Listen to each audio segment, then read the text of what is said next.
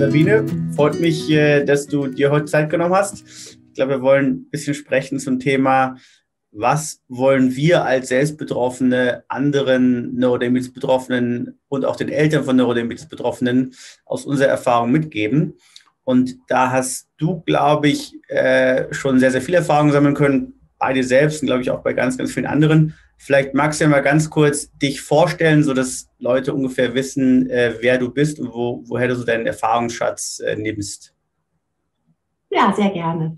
Also ich bin Sabine Schmidt, ich bin in Berlin geboren, Mitte der 60er Jahre, also 1965. Und eigentlich mit relativ kleinem Kind hat es mit der Neurodermitis angefangen, wenngleich das damals nicht Neurodermitis hieß.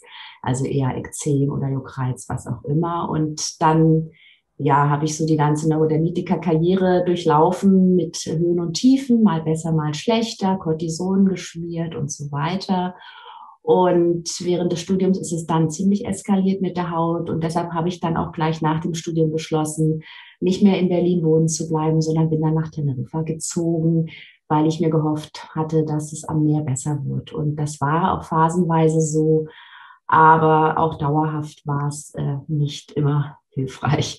Und ich habe dann eben meinen eigenen Weg gefunden und dauerhafte Besserung zu erzielen und das auch mit vielen anderen geteilt, habe dann ein Buch drüber geschrieben und anderen Menschen damit auch Unterstützung geboten und freue mich immer, wenn ich Impulse geben kann, wie man einfach mehr Leichtigkeit und auch mehr Gesundheit trotz der Neurodermitis leben kann. Super, das ist sehr spannend. Du hast, sag ich mal, sehr ausführlich da mit der Neurodermitis Erfahrung gemacht. Ich glaube, heute bist du auch auf Teneriffa, also aus Berlin weg hat es funktioniert. Vielleicht fangen wir mal, sag ich mal, direkt vom Anfang an. Also wenn jetzt der Betroffene selbst oder die Betroffene selbst oder auch die Eltern von einem Kind mit Neurodermitis die Diagnose bekommen, du oder dein Kind hat Neurodermitis. Was würdest du aus deiner Erfahrung als erste Schritte empfehlen?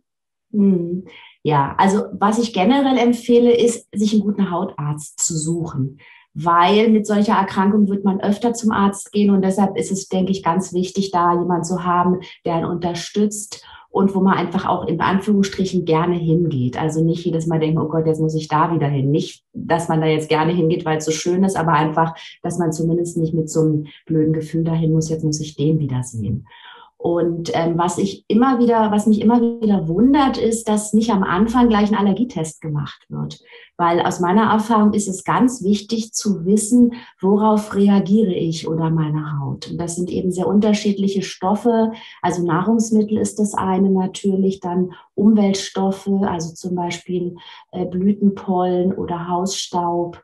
Tierhaare ist auch ganz wichtig, die Kleidung ist wichtig. Also es gibt ganz viele Faktoren.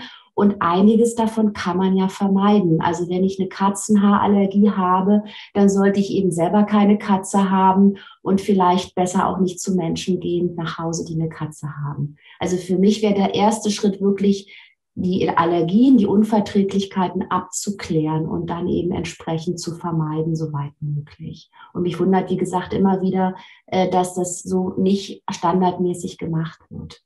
Ja, das werde ich erstmal so als ersten Hinweis nennen. Verstanden. Also quasi guten Hautarzt suchen und die Allergenen frühestmöglich abklären lassen, weil das eben Schubauslöser sein können. Genau. Und wenn ich das noch ergänzen darf, auch jetzt zum Beispiel bei Unverträglichkeiten Lebensmittel, so auch auf das eigene Gefühl hören oder wenn Kinder eben was nicht mögen. Ich habe zum Beispiel nie Milch getrunken und ich habe keine Linsen oder Hülsenfrüchte gegessen und das hat sich dann später als so die Weisheit meines Körpers herausgestellt. Also das war genau wichtig, dass ich das nicht mochte als Kind schon und eben mein ganzes Leben auch nicht gegessen habe. Also auch ein bisschen auf die eigene Weisheit oder die Weisheit des Körpers vertrauen.